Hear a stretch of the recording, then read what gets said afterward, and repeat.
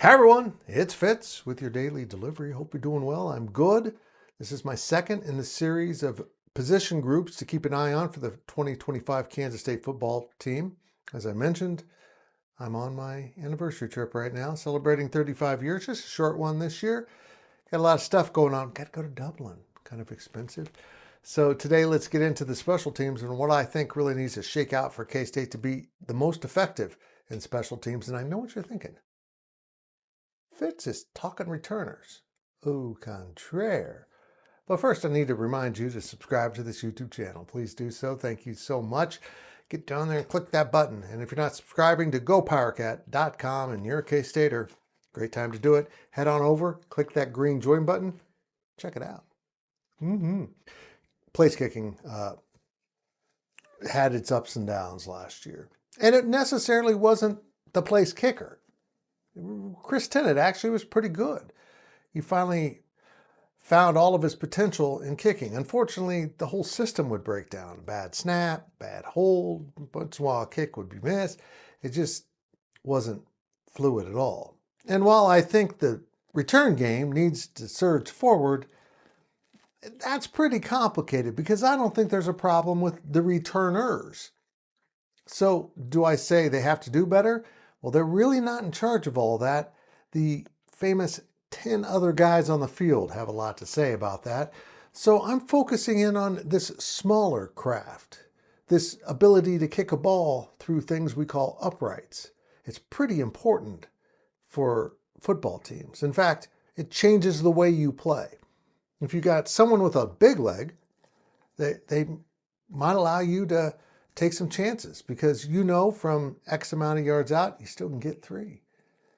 And if you don't really have one, you take a little more offensive chances and sometimes put yourself in a bad position. So place kicker is really important. And with Chris Tennant gone, it gets a little interesting.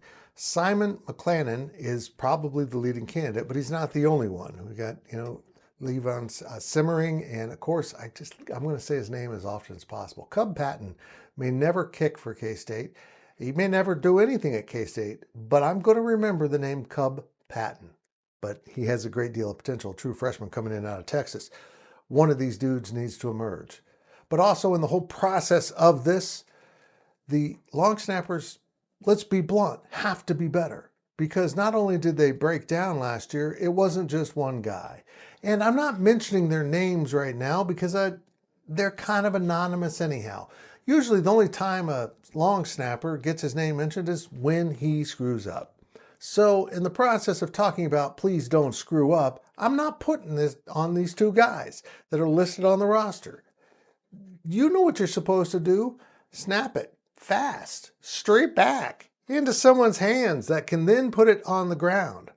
It's a process. I get it. It's not easy, but you should make it look easy. This doesn't need to be a struggle. This is one part of special teams I find particularly maddening because if you're a snapper or a holder, and granted you're probably a punter, you do have other jobs, but this is your one thing. You can't mess this up. You have to be really well polished and almost perfect at it. And they weren't last year. And it affected the team. So let's not do that. Let's shake up the special teams, which need to be better from top to bottom. Let's be honest.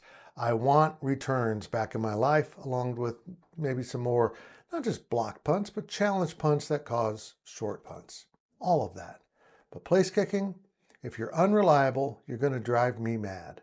And I just made it about me, because it always is, isn't it, Fitz? Now I'm talking about myself in the third person. What an idiot.